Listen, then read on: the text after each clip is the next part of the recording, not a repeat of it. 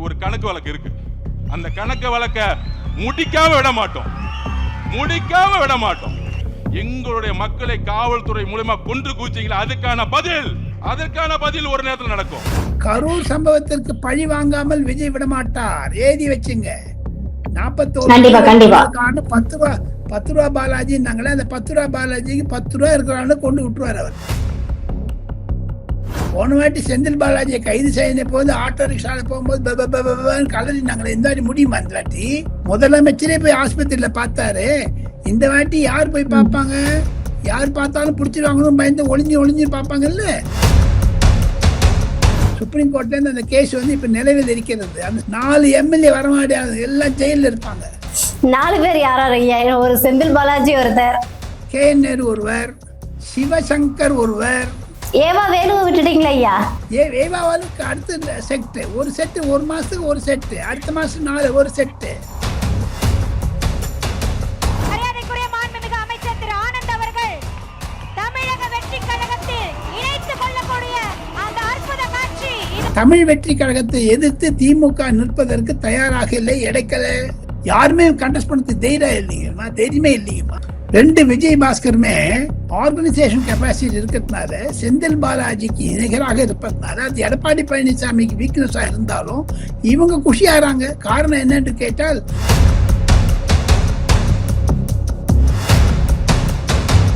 Credit card over டியூவா, multiple EMI ஸ்ட்ரெஸ்ஸா?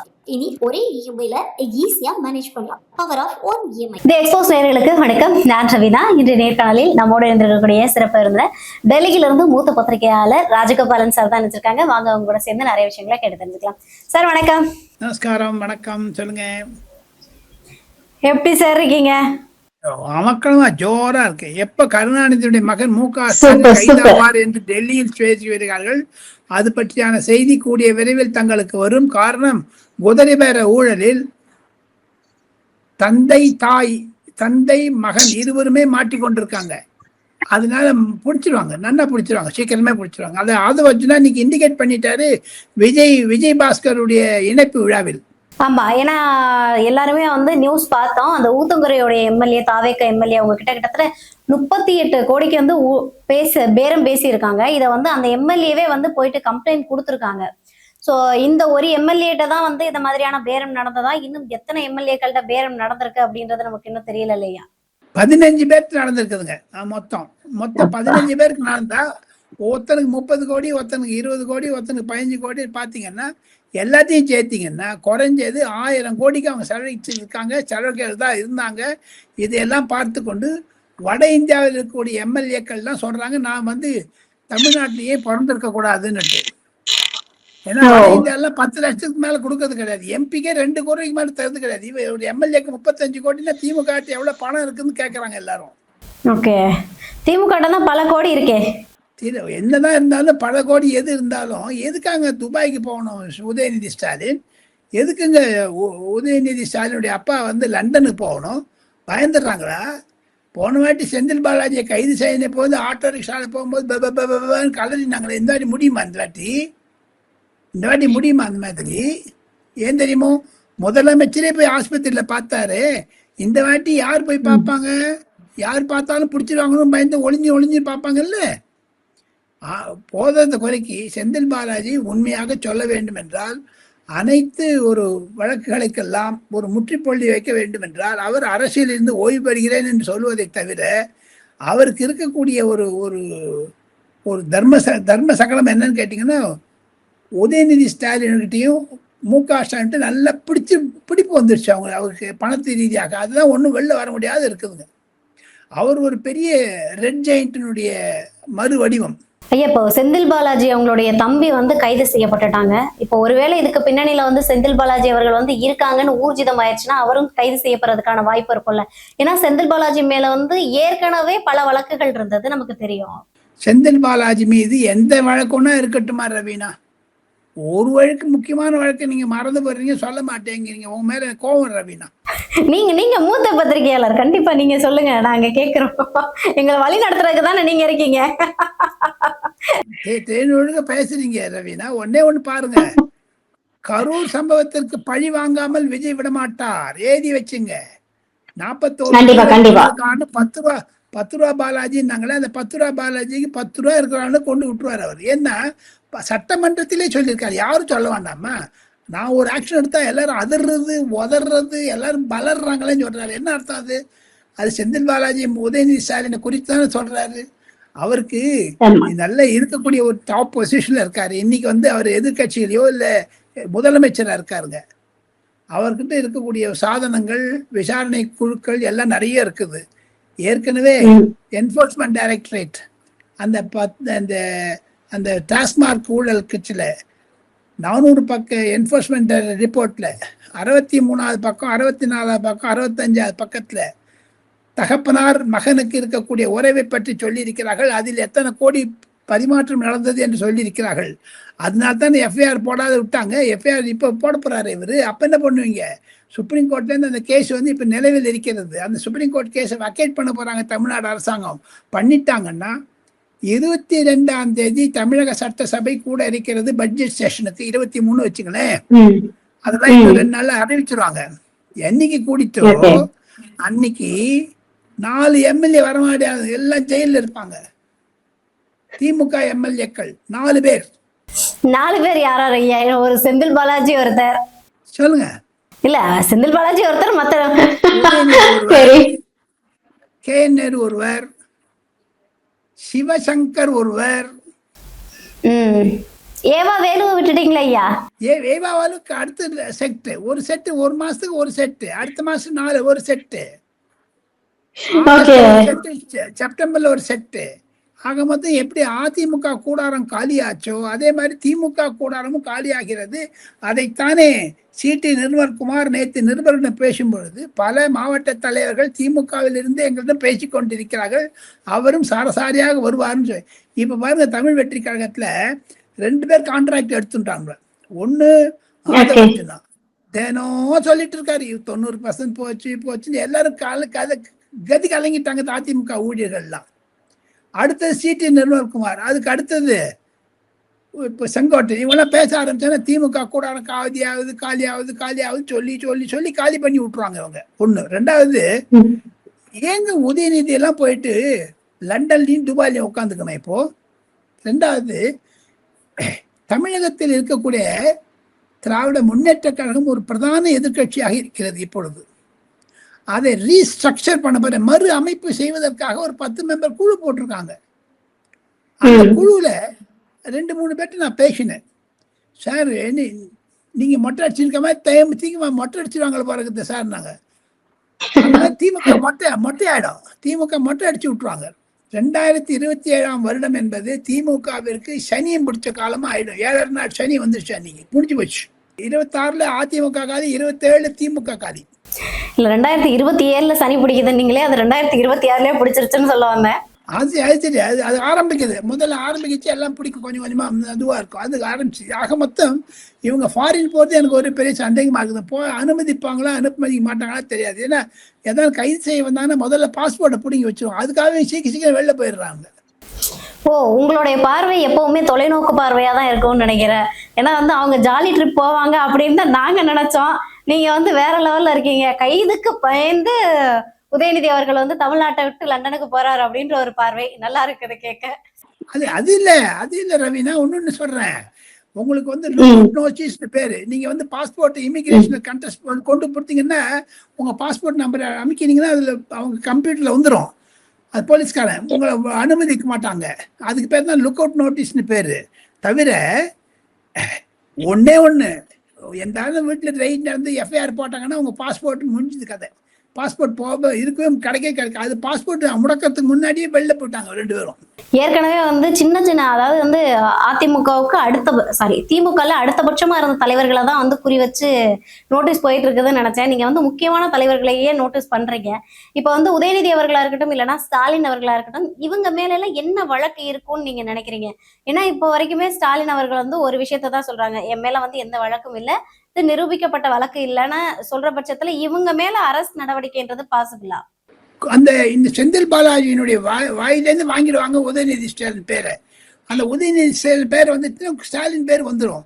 ஆக மொத்தம் செந்தில் பாலாஜி விக்கெட் அவுட் ஆச்சுன்னா மீதி 2 விக்கெட் சீக்கிரமே அவுட் ஆயிடும். ஏன்னா இதுக்கு வந்து மூலகர்த்தா, இதுக்கு இனிஷியேட்டிவ் பண்ணது, இதுக்கு வந்து சாபி கொடுத்தது உதயநிதி ஸ்டாலின்.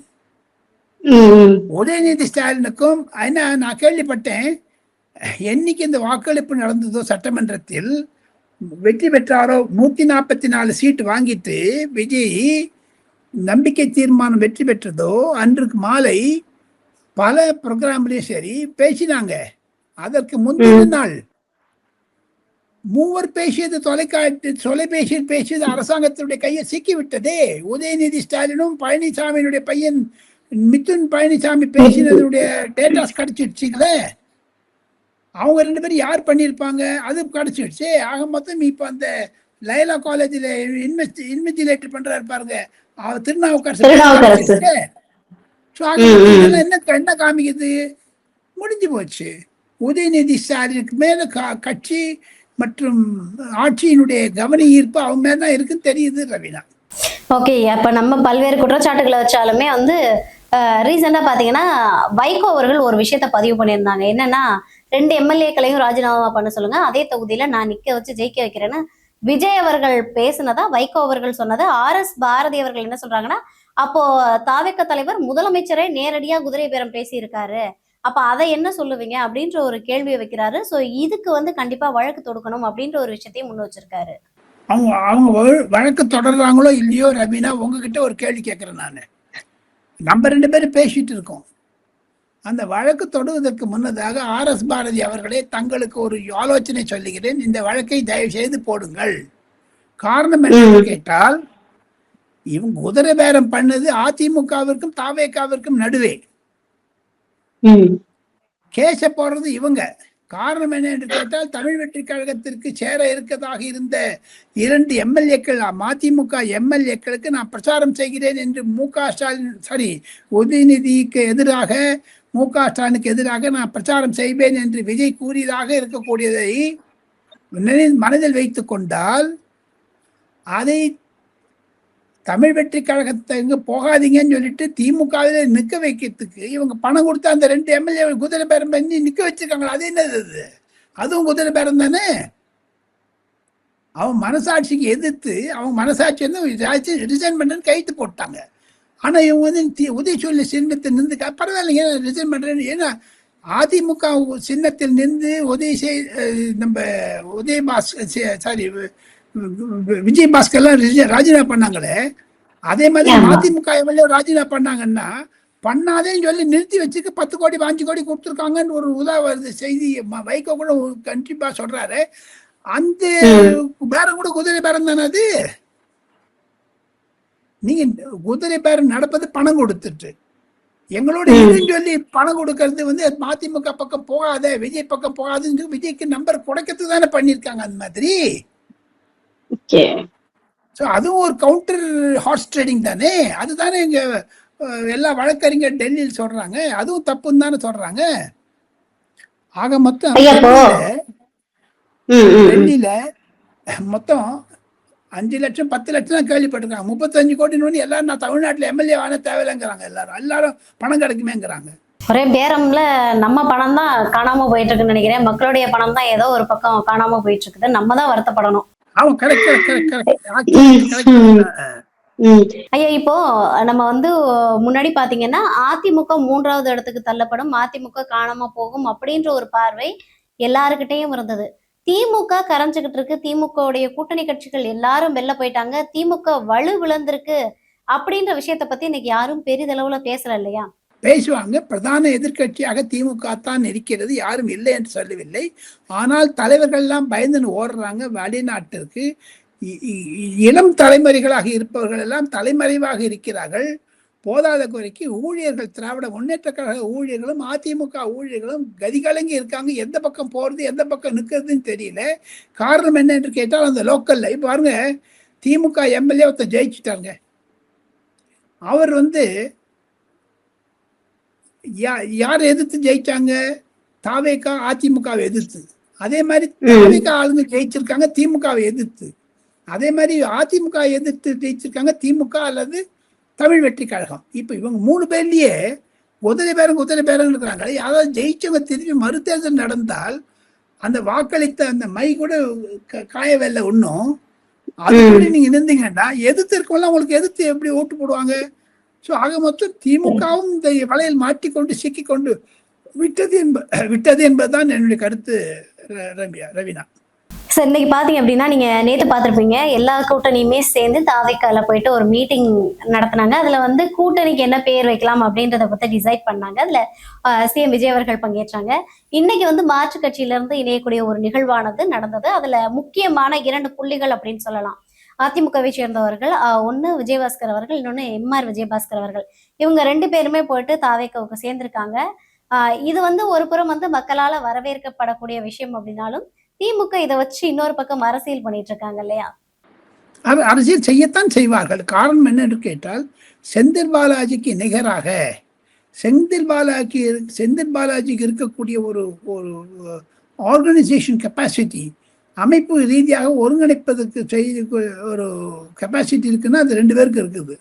2 விஜய் பாஸ்கருமே அவங்க பண்றதுனால, ஆர்கனைசேஷன் கெப்பாசிட்டி இருக்கிறதுனால, செந்தில் பாலாஜிக்கு நிகராக இருப்பதுனால, அது எடப்பாடி பழனிசாமிக்கு வீக்னஸா இருந்தாலும் இவங்க குஷியாகிறாங்க. காரணம் என்னன்னு கேட்டால், அந்த 2 இடத்துலையும் திமுக யார் வேட்பாளர் போடுவதற்கு யாருமே தைரியம் இல்லை.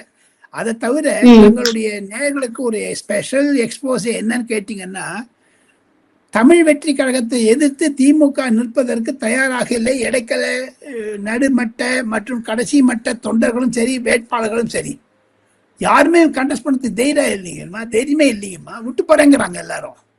நிறைய ஃபீட்பேக் வந்துட்டு இருக்குது. அதை வச்சுதானே சிடி நிர்மல்குமாரும் இவரும் சொல்றாரு, ஆதவ் அர்ஜுனாவும் திமுக கரை கற்பூரம் மாதிரி திமுக கரைந்து இன்னைக்கு பேசியிருக்காரு. அதுதான் காரணம் இல்லைங்களா?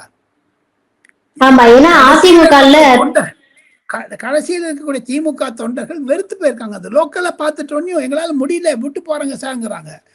நீங்க என்னதான் சென்னையிலையும் வெளிநாட்டிலையும் போய் இருந்தா கூட திருவாரூர்ல இருக்கக்கூடிய திமுக தொண்டன் சொல்றாங்க, ஸ்டாலின் அவர்களே நீங்க திருவாரூருக்கு வந்து நிக்காதீங்க அப்படிங்கிறாங்க. ஓகே, இப்போ அதிமுகல இருந்து முக்கியமான 2 பேர் வெளில போயிட்டாங்க. இன்னும் ஒரு சிலர் மட்டும் தான், எஸ்பி வேலுமணி அவர்கள், நத்தம் விஸ்வநாதன் அவர்கள், இது போன்ற ஒரு சிலர் தான் அதிமுகல இருக்காங்க. இப்ப அவங்களும் வெளியேறிட்டாங்கன்னா அதிமுகன்ற கட்சியோட நிலைமை என்ன ஆகும்? ஏன்னா தொடர்ந்து அதிமுகக்காக குரல் கொடுத்ததுல நீங்களும் ஒருவர். சோ அதனால உங்ககிட்ட தான் இந்த கொஸ்டின் வைக்கிறது சரியா இருக்கும்னு நினைக்கிறேன். அதிமுக விஜயம் ஒன்று சேர வேண்டும் என்று கூட கொடுத்துவன் நான். அது நிறைவேறி கொண்டு வருகிறது. மறைமுகமாகவோ எதிர்முறமாகவோ பின்புறமாகவோ முன்புறமாகவோ நடந்து வருகிறது. என்னுடைய முழு காரணம் என்ன என்று கேட்டால், திராவிட முன்னேற்ற கழகம் என்ற தீய சக்தி ஒழிய வேண்டும் என்பதை இன்றல்ல நேற்றல்ல பல ஆண்டுகளாக நான் சொல்லிக் கொண்டு வருகிறேன். எதற்கு விஜய் அவர்களுக்கு இவ்வளவு முக்கியத்துவம் கிடைத்தது என்றால், போதைப் பொருள், சாராயம், ஊழல், குடும்ப ஆட்சி இதெல்லாம் வச்சிருந்தால் பொதுமக்கள் திமுக மேல இன்னமும் கோபமா இருக்காங்க. வைத்துத்தான் நான் சொன்னேன், எடப்பாடி பழனிசாமி விஜயம் சேர்ந்து பிரச்சாரம் செய்தார்கள் என திமுக காணாத போயிருக்கும். 2029 லோக்சபாவில் இன்னும் காணாத போகுது. அதுதான் நான் கொண்டு வந்தேன். ஆனா அதுக்குள்ள அதிமுகன்ற ஒரு கட்சி இருக்குமான்றதே பெரிய கேள்வியா இருக்குது. ஏன்னா கிட்டத்தட்ட எல்லாரும் வெளியில போனாங்க அப்படின்னா, ஒரு வலுவான தலைமை இல்லைன்னா அந்த அதிமுகன்ற கட்சி என்ன ஆகுன்ற பெரிய கேள்வி இருக்குது இல்ல? இருக்கவே இருக்காது. அதிமுக என்பது இருக்கக்கூடிய நிலைமையை பார்த்தால், எடப்பாடி பழனிசாமி அவர்கள் மிக மிக இன்னலான சமயத்தில் பயணம் செய்து கொண்டிருக்கிறார். ஒருவேளை திமுகவிலிருந்து ஓ பன்னீர்செல்வம் ராஜினாமா செய்து, ஏனென்றால் அவர் வந்து பலாப்பழத்தை விட்டுட்டு உதயசூரனுக்கு போயிட்டாரு, அவர் ராஜினாமா செய்ய போகிறார் தன்னுடைய அதிமுகவை வலுப்படுத்த வேண்டும் என்று. அதுவும் முன்னே அவர் திமுக காலியாகுதுன்னு தெரிஞ்சுட்டாரு. குடும்பத்திலேருந்து யாரும் அவரை கண்டுக்கவே இல்லை. அவர் கனிமொழியோடய பேசிட்டு இருக்காரு, கனிமொழியும் அமித்ஷாவோட பேசிட்டு இருக்காங்க. டெல்லியில பெரிய விஷயம் நடந்துட்டு இருக்குதுமா. ஏன் வந்து உதயநிதி பக்கமா கனிமொழி போகலைங்கிறதும் ஒரு பிரச்சனையா இருக்குது. ஸோ இதெல்லாம் வச்சு பார்த்தீங்கன்னா அதிமுக திமுக இரண்டுமே அவல நிலையில் இருக்கிறது. அதை தவிர முடிப்பதற்கு முன்னதாக கேபிட்டலிசம், சோசியலிசம் என்றெல்லாம் சொல்லி கொண்டிருந்தார்களே பழைய காலத்தில், இப்பொழுது புது திராவிட கொள்கை நியூ திராவிடனிசம், அதற்கு பதிலாக அதை கொண்டு வந்தது விஜயிசம் என்று தான் என்னுடைய தரப்பிலிருந்து நான் சொல்லக்கூடியது. வருங்காலத்தில் விஜயிசம் தான் பெருசாக்குமே தவிர திராவிடியன் மாடலோ திராவிடனிசமோ படுத்து போகிடும் என்பதுதான் என்னுடைய கருத்து என்று சொல்லி ரவீனாவிடமிருந்து விடைபெறுகிறேன். நாளை மறுநாள் கண்டிப்பாக சந்திக்கலாம். நன்றி நன்றி ஐயா. கிரெடிட் கார்டு ஓவர் ஜீவா மல்டிபிள் இஎம்ஐ ஸ்ட்ரெஸ்ஸா இனி ஒரே இஎம்ஐல ஈஸியா மேனேஜ் பண்ணலாம். Power of one EMI.